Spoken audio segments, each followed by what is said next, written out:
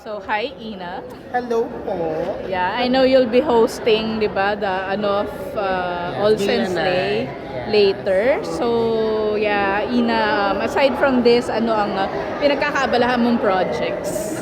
Right now po part ako ng Lolong sa GMA 7 every night with Kuya Ruru Madrid. Ayun. Mhm. So, ano masasabi mo sa proposal ni Ruru nung birthday ni Bianca? Nakakainggit. I mean, deserve nilang dalawa ni Ate Bianca ang isa't isa. Alam ko kung gaano ka mapagmahal ni Kuya Russo.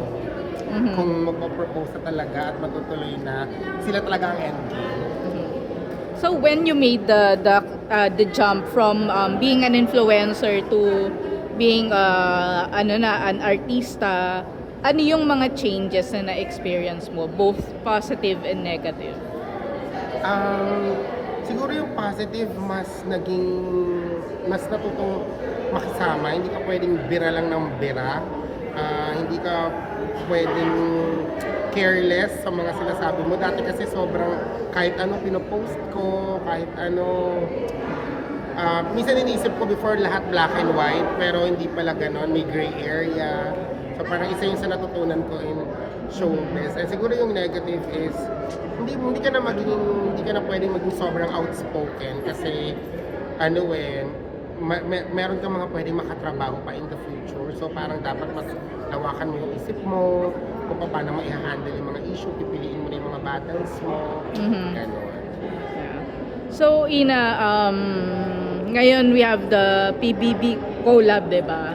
Celebrity edition. Meron ka bang mga doon, manok? Yes, may mga nasa loob ng bahay ng mga friends ko. So sila... Esnier? Si Brent. Si Brent, Alam kami ni Esnier, si River. So, ayun. Pero ang personal kong crush talaga ngayon sila, si Dustin. At syempre si River, my love. River, my grand winner. So speaking of crush, if ever in the future mabibigyan ka ng pagkakataong mag-lead ng sarili mong pelikula or teleserye, malay mo, we don't know, di ba? What's in the cards for you? Sino yung gusto mong maging makapareho, di ba? Ka-Love-T. Actually, kahit sino naman, kaya ako, wow! Top 3.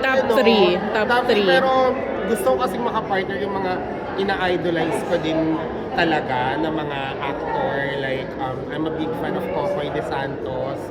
As in, friend ko na din siya ngayon at galing na galing ako sa kanya. So, there's Cocoy and JC Alcantara. Isa din yan sa mga dapat maging ka-love team ko na talaga. At siguro tsaka si Martin Del Rosario. Kasi kakapanood ko lang nung play niya, Anino sa Likod ng Buwan. Sobrang hangang-hanga ako kay Martin. Siya na ang bago kong pag-ibig ngayon. Ikaw ba, kaya mo ba yung ginawa ni Martin? Kaya ko yung ginawa ni Elora.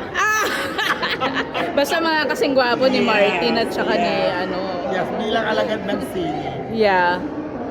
So ano pa, as an artist, ano pa yung mga gusto mong i-explore? Like, na avenues, like?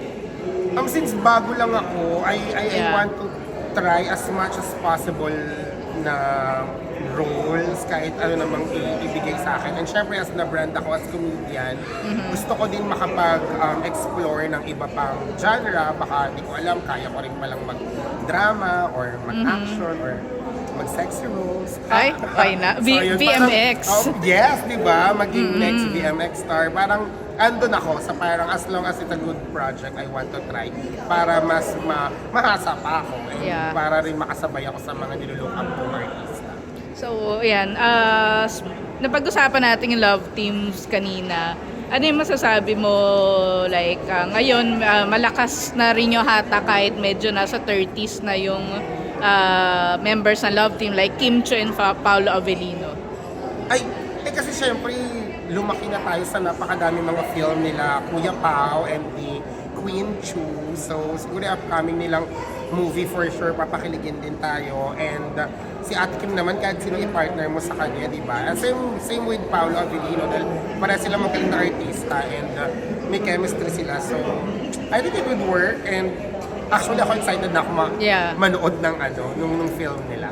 So, last question na lang, I know, Ina, na active ka din sa X, right? So, sa X. XX lovers? No, the X, Oh, the the app. X, Yeah. the app. Yeah, Oo, the, yes. formerly Twitter. Yes, so, oo. yeah, kung may mamimit ka dong personality sa X na, tawa ka bigla. Natawa ako kasi para ang tanong ba kung Parang sino gusto naisip. kong mamit na taga-X? Or kung gusto ka nila mamit. Charot. Hindi. Wala silang choice, sinusugod ko sila sa pop-up. Sino? Yung mga nangaaway na mga taga-X. Sino yung gusto mong mamit doon na? No, natawa ako sa tanong kasi mostly ng mga mostly naman ng mga fina-follow ko sa ex-friend ko na rin in real life or nakikita ko rin naman. Oo. But kung meron akong kikitain, siguro yung mga porn star ng ex. Ay! Yung Mga Pinoy nagti-TG porn star, din. yeah, yung mga Oh my God. nagbebenta ng mga video. Kasi Yung mga lilitaw na lang bigla sa feed yes, yung mo. mga hindi mo pwedeng i-like kasi lalabas sa feed mo. Oo. Yeah, I think they're very interesting for Oo. what they do. Di ba, it takes a lot of courage, bravery. Parang, Salome came from X. yeah, Salome is my friend. Yeah. And I've been a fan ever since. So, ayun, siguro yung mga Oo. alter superstars. Oo. Kumbaga, yun yung mga gusto kong makilala. Kasi I wanna talk to them. Gusto kong ma-discuss kung paano yung dynamics nila. And, well, I find it interesting talaga. Thank you, Ina. Thank